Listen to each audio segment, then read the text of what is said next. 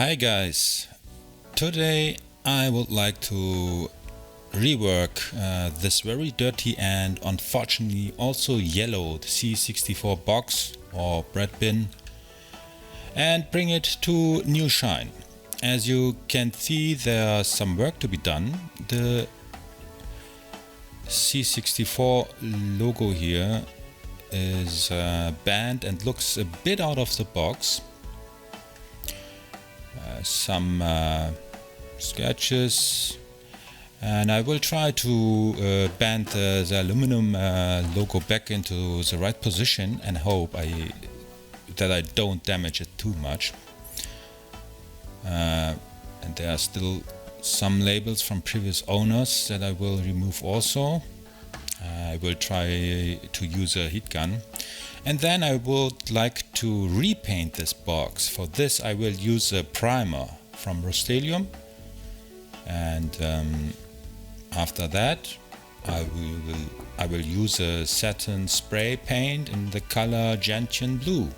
So let's get started.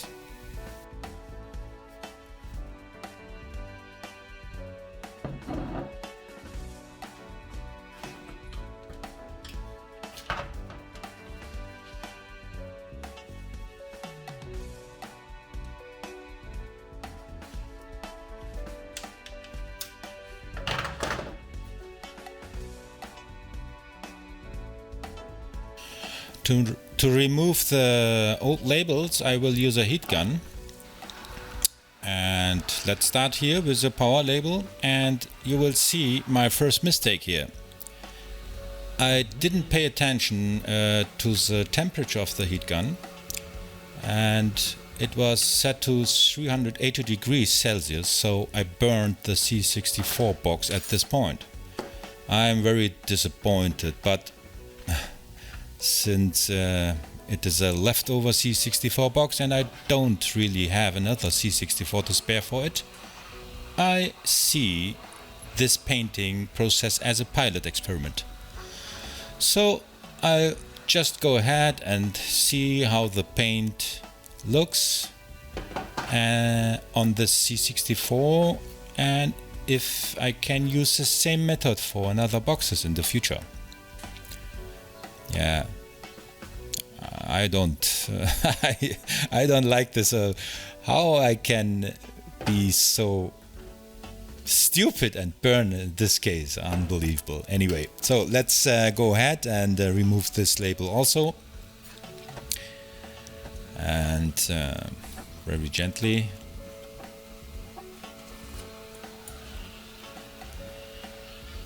So this time, of course, I pay attention for the temperature, and yeah, shit happens, huh? So we do the same with the nameplate on the bottom of the box. Carefully warm it up at a low temperature and carefully peel it off at the same time.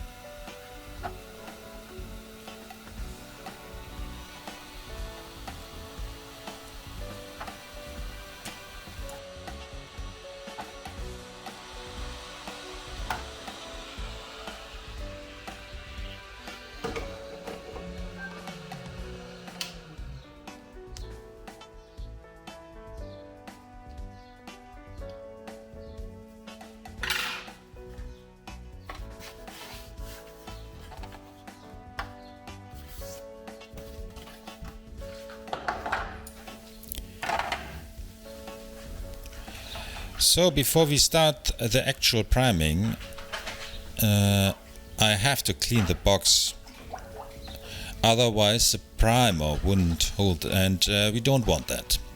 Make sure that there are no more adhesive residues on the box.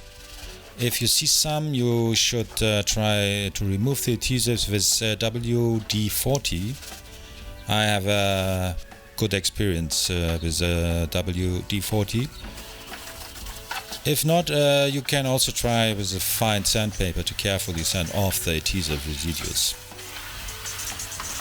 So after clean the box, I rinse it off with my garden hose and bring it back to my workshop to take another closer look, and if necessary it must be cleaned further, of course. And I forgot to remove the rubber feet. Again, I use the heat gun and carefully remove the feet from the box.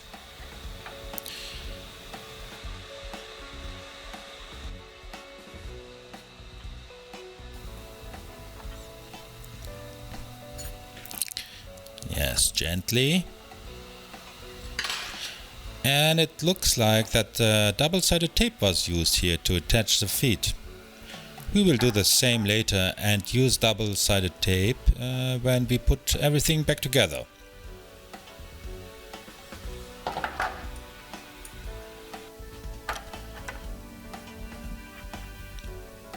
Yes, I think we use more WD-40 for cleaning here, because we have some residues that we have to remove.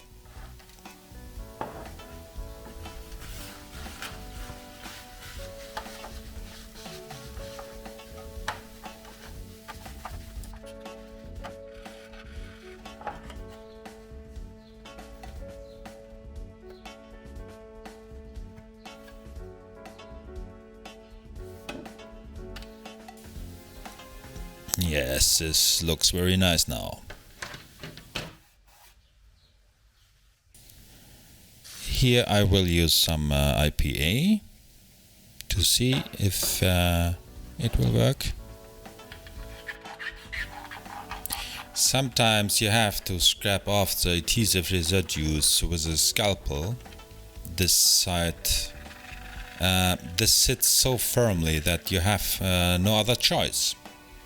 Handle the scalpel gently, of course, and you see, after a couple of time, it looks very clean now. So now it's getting chipping. I have prepared the C64 box in my garage and will try to use a primer first. Important at this point, please use a respirator. I use a breathing mask from 3M.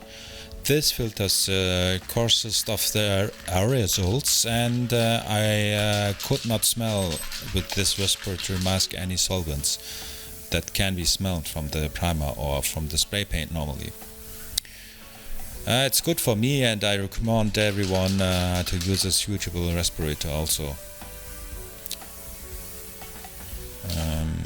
Yes, you see, I have to shake this primer and make sure to apply the primer evenly, and take your time.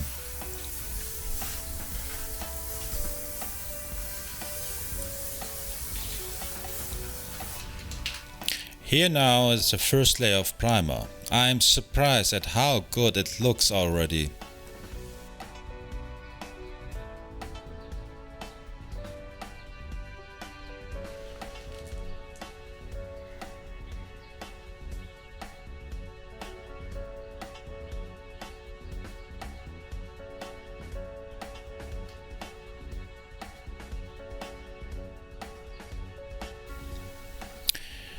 After an hour of drying time, I now also prime the other side. Gently turn the parts and start the priming.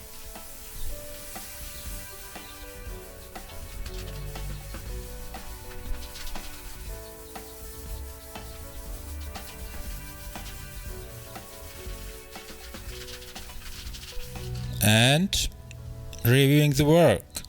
This looks so much better than the previous yellowed box. I'm really surprised how well it works. Yes.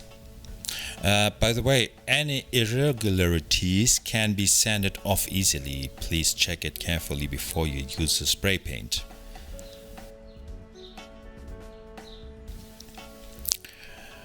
Now that I have applied 2 more coats of the primer and let it dry for 2 hours, I'm going to try applying the spray paint. Check it out, folks. This looks so good, I can't say it enough. Unbelievable.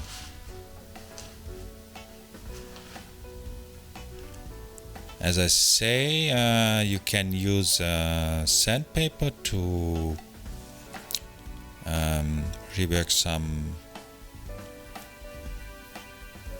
points if you need. And if you need, you can apply another layer, of course, another layer of the primer. Now, here's the spray paint. Give it a good shake and off we go. Pay attention to good ventilation and also the respiratory mask. This is very important because you do not want to damage your health. I even use protective gloves so I do not mess up with my hand with the paint. A cell test and then go nice and carefully and evenly apply the paint. I will also apply several layers of the paint here. So here's the first coat.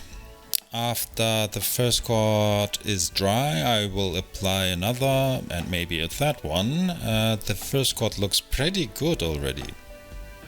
Nice.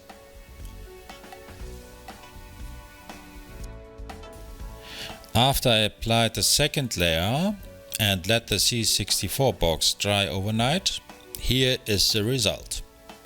Look at how good it looks. The color is even and the box looks like new.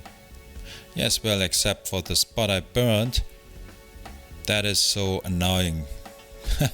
With this is my mistake here. But anyway, look at the color. Look at the.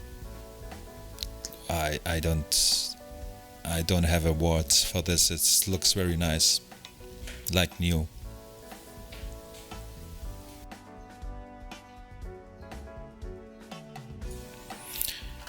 Look at the shine. I'm really impressed with the results. Yeah, fantastic.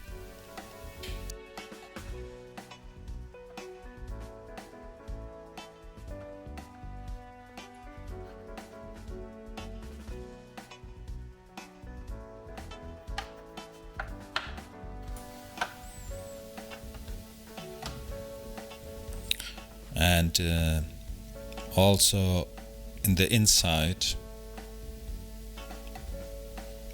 it looks pretty shiny, and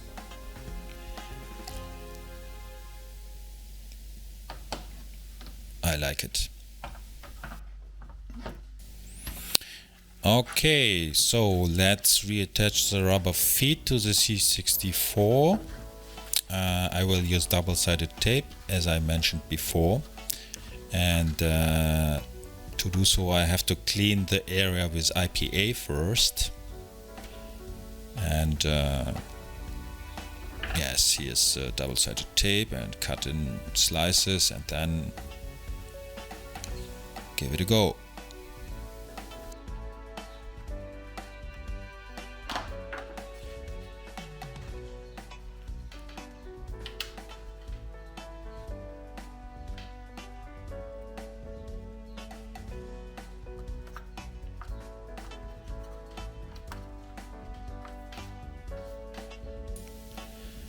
And for the front C64 label, I do the same. This looks very great. The logo is flat again now.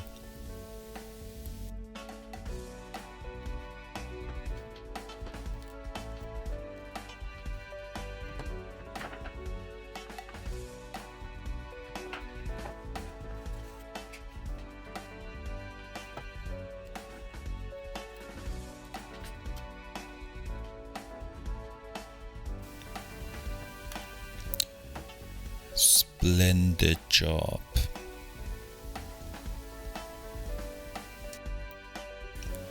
And of course, don't forget the power label.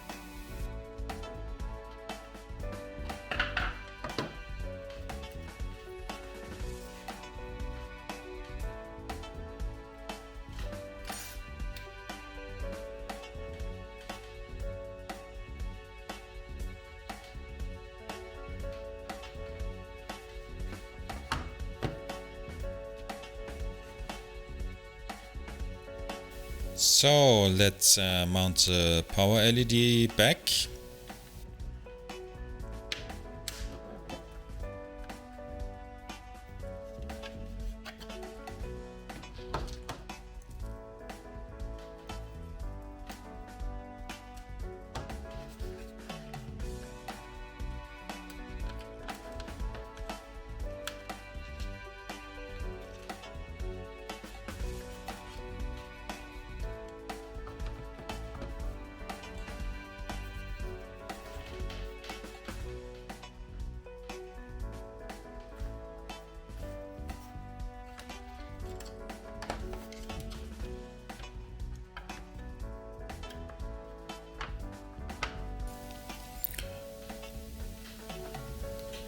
And don't forget to apply the nameplate back again.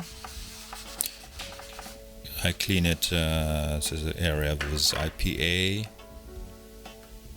before I use double-sided tape here.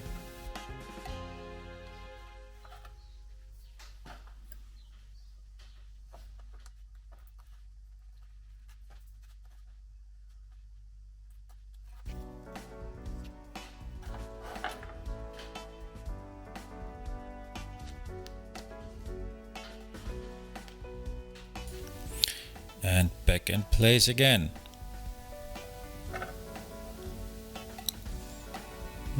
Looks good.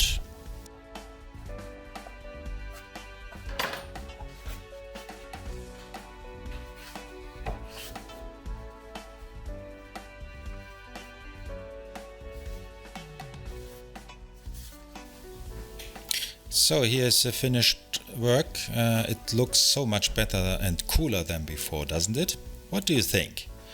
I also noticed that I can use another protective coating. I read that I can use so-called protective varnish or acrylic varnish. I will definitely try it in my other projects and protect the spray paint. Anyway, this spray paint here I used is impact and abrasion resistant. That should be enough for this test. I will test this method, or I will use this method in future projects and renew yellowed and very dirty boxes. So, thank you for watching, guys. If you have any questions, drop me a line in the comments, and see you next time. Thank you.